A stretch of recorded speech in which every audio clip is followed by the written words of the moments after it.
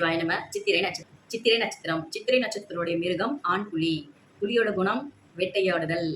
ரொம்ப வெயிட் பண்ணும், ரொம்ப சுறுசுறுப்பாக இருக்கும். ஏதாவது ஒரு ஒரு அதுக்கு அடிபட்டாலோ ஒரு விஷயங்கள் வந்து பாதிச்சாலோ கொஞ்சம் காலம் அப்படியே சைலண்டாக இருக்கும். ஆனால் அது சைலண்டாக இருக்குன்னா வயலண்ட் ஆக போகுதுன்னு அர்த்தம்.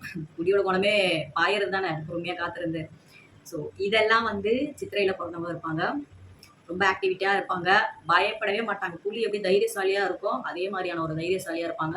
புலி வந்து வேட்டையாடக்கூடிய ஒரு தன்மை கொண்டது இல்லையா, அதை வேட்டையாடுறதுனா அதுக்கான அர்த்தம் என்னன்னா அதை இறையை அதை தேடுதுன்னு அர்த்தம். ஸோ அதே குணங்கள் தான் சித்திரையில் பிறந்தவங்களுக்கும் இருக்கும்.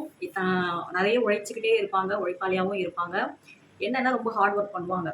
ஸோ கொஞ்ச காலம் அவங்க சைலண்டாக ஆகிட்டாங்க அப்படின்னா அவங்க லைஃப்பில் ஒரு க்ரோத் வரப்போகுதுன்னு அர்த்தம். இது நிறைய சித்திரையில் பிறந்தவங்க அவங்க லைஃப்லேயே இதை அனலைஸ் பண்ணலாம். உங்களுக்கு ரொம்ப ஒரு மோசமான ஒரு சுச்சுவேஷன் வந்து அது வரைக்கும் ஆக்டிவாக இருந்த நீங்கள் ஒரு ஆக்டிவே இல்லாமல் ரொம்ப சைலண்டாக இருக்கீங்கன்னும் பொழுது சடனாக ஒரு க்ரோத் உங்கள் லைஃப்பில் அடுத்த கட்டத்துக்கு வர ஆரம்பிக்கும். சித்திரையில் பிறந்த நீங்கள் ஆண் புலின்னு சொல்லியாச்சு. உங்களுக்கு இணையான பெண் புலி விசாகம்.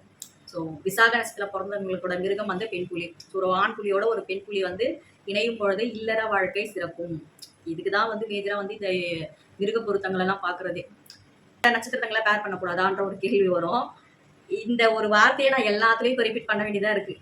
ஏன்னா சில பேருக்கு புரிதல் இல்லை, புரிதல் இல்லாமல் கதறாங்க மெசேஜ் பண்ணி. அதனால் ஒவ்வொரு வீடியோலையும் இதை வந்து நான் சொல்ல வேண்டியதாக ஒரு கட்டாயத்தில் தான் இருக்குன்னு நினைக்கிறேன். ஸோ எல்லா நட்சத்திரம் கூட கனெக்ட் ஆகும்.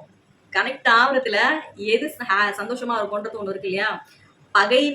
பகை மிருகங்களை இணைக்காமல் இருப்பது தாம்பத்திய வாழ்க்கையை அடுத்த கட்டத்துக்கு கொண்டு போகும். பகை மிருகங்களை இணைக்காமல் சமமோ நட்போ இருக்கக்கூடிய மிருகங்களை இணைக்கும் பொழுது இல்லற வாழ்க்கை பாதிப்பில்லாமல் இருக்கும். இதை தாண்டி அவங்களுக்கு நடக்கக்கூடிய கிரக பொருத்தங்கள்னு ஒன்று இருக்கு இல்லையா, அதையும் நம்ம கணக்கில் எடுத்துக்கணும் மேஜரா. ஆனால் இது அதில் ரொம்ப மேஜர் ஆகும். கல்யாணம் பண்ணுறது முக்கியம் இல்லை, அந்த வாழ்க்கை அவங்களுக்கு பிடிச்சி வாழ்றாங்களா வேண்டாம் விருப்பா வாழ்றாங்களான்னு ஒன்று இருக்கு இல்லையா. நீ நிறைய கோர்ட்டில் கேஸ் நடக்கிறதுக்கு அடிப்படை காரணம் எங்கேருந்து உருவாகுது, இங்கே தானே உருவாகுது. ஸோ இதெல்லாம் வந்து நிறைய இருக்குது ஜோதிடத்தில். இதையும் வந்து கன்சிடர் பண்ணுறது நல்லது.